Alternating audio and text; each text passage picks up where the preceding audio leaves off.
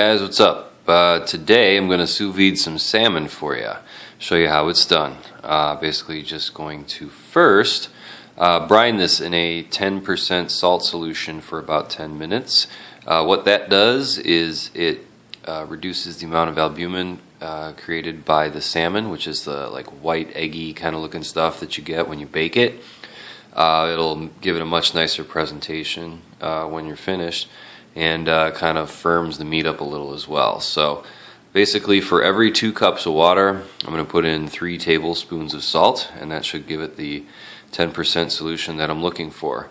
Before I do that though, I'm going to cut these portions of fish, they're actually quite large, into serving sizes. You basically want to cut your fish before you wind up sous videing it, because it does become very fragile, and if you do attempt to cut it after the fact of cooking it, it's going to break apart and look really messy. So with that being said, I'm going to go ahead and cut these up, and then I'm going to show you them brining for a moment. Okay, so I portioned these up.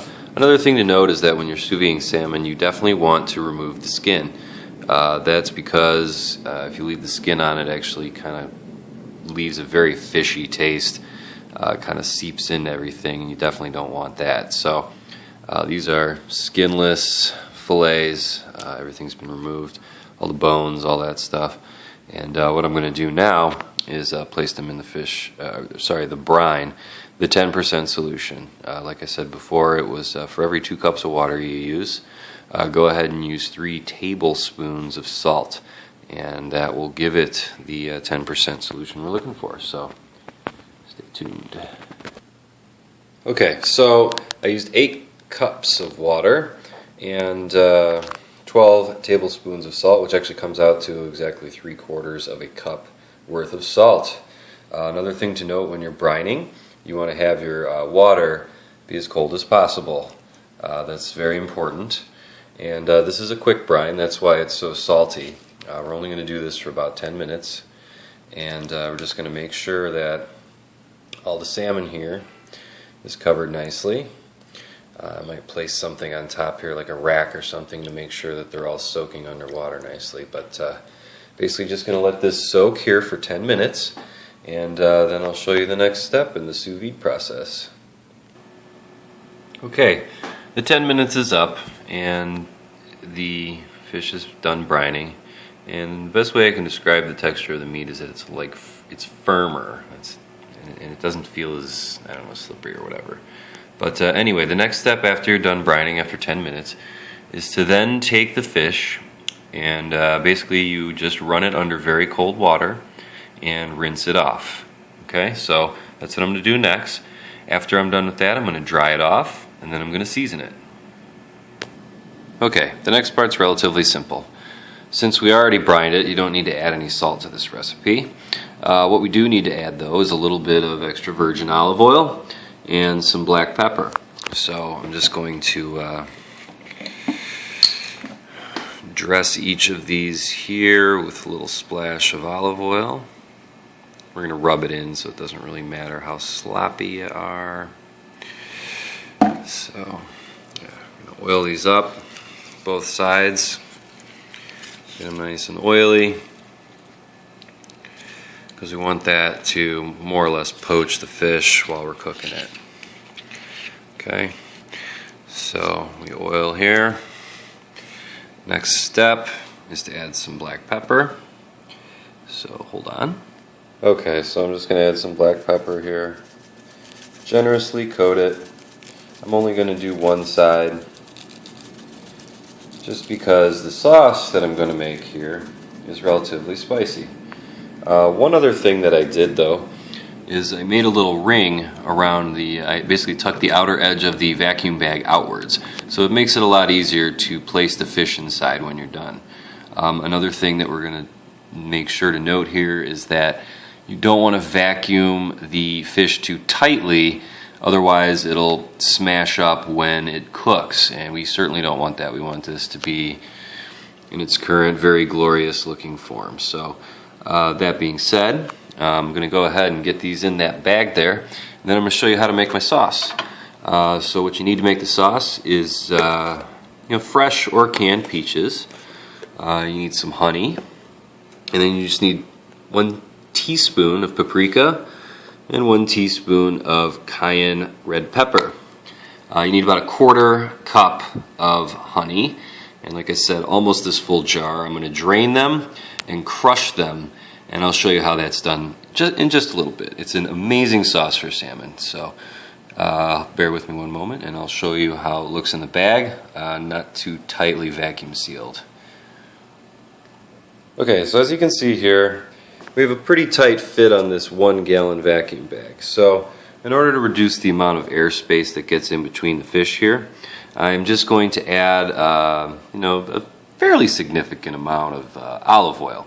And what that will do is it'll heat up and fill in the spaces in between where air pockets might develop. Since we're not vacuum sealing it super tight, this will help assure us that the temperature gets all the way around on the fish, and we don't have any airspace there. Basically, making it so that the 125 degrees where we're going to be cooking this at, so it gets there basically. So that being said, I would probably use a bigger bag next time, but I think we can get it done no problem this way. So that being said, I'm going to also add the olive oil, and then I'm going to show you how to make the sauce real quick. Okay, well, I just kind of wanted to show you the amount of olive oil I added to the bag. Just a nice little pool there. That way you can see, how much is going to be sucked up here. So that being said, we're going to vacuum seal it.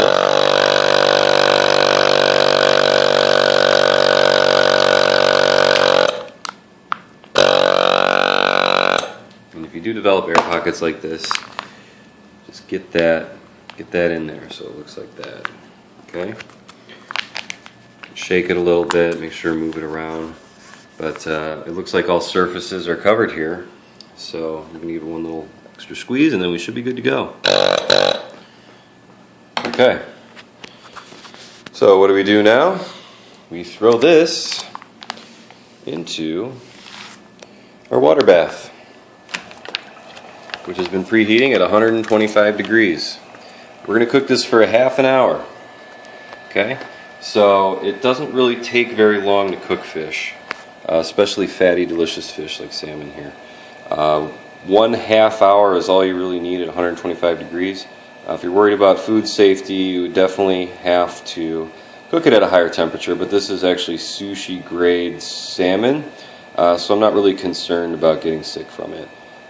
Basically it's been frozen, so it would kill all any pathogens and whatnot from there. So that being said, I'm going to go ahead and let this sit in here for a ½ hour or so, and in the meantime I'm going to create my delicious sauce, which just takes a couple minutes, but it's going to simmer for a while, so stay tuned.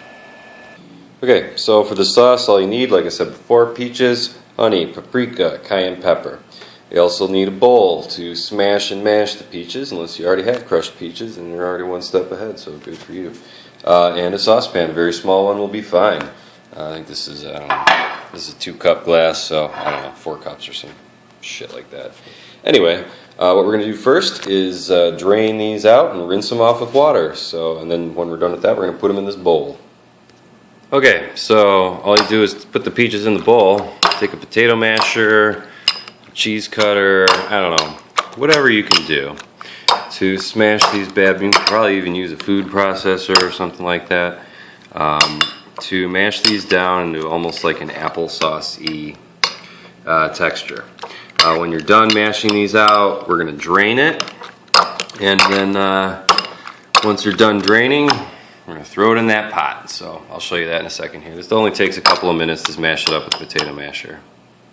Okay, so we drain these out. You can't really get all the sauce, the liquid out, but the more you can get out, the less time the sauce will take to render, more or less. As you can see, it just kind of looks like, I don't know, jam or chutney or whatever the heck you want to call it.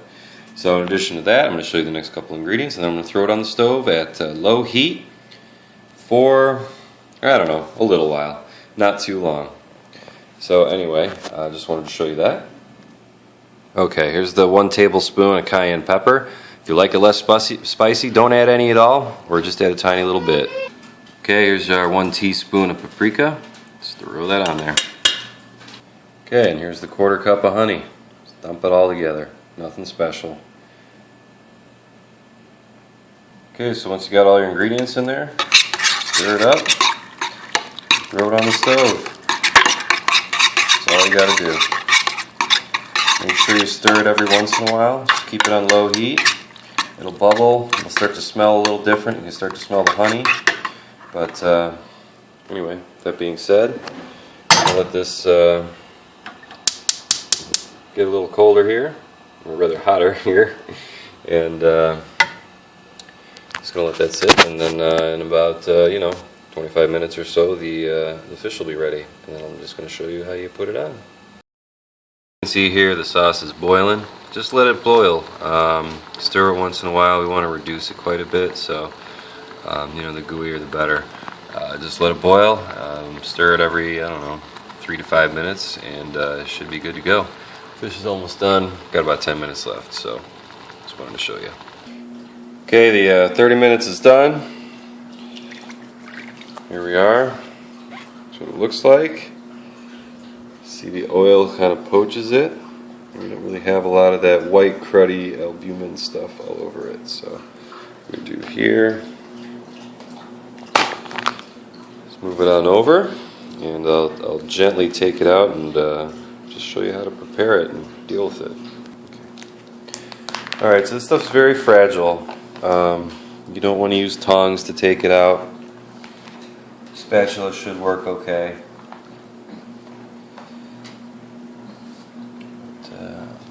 As you can see, it just kind of falls apart right there.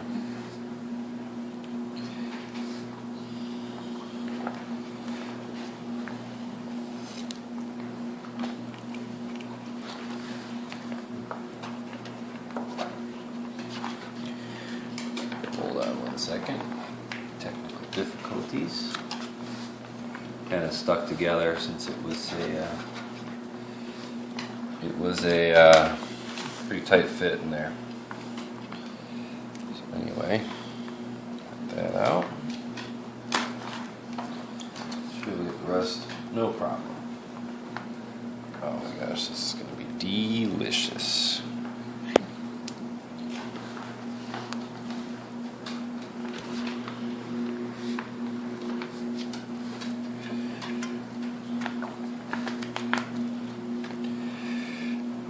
Now if you notice here, it's just very, very, very, very tender, but it's cooked all the way through.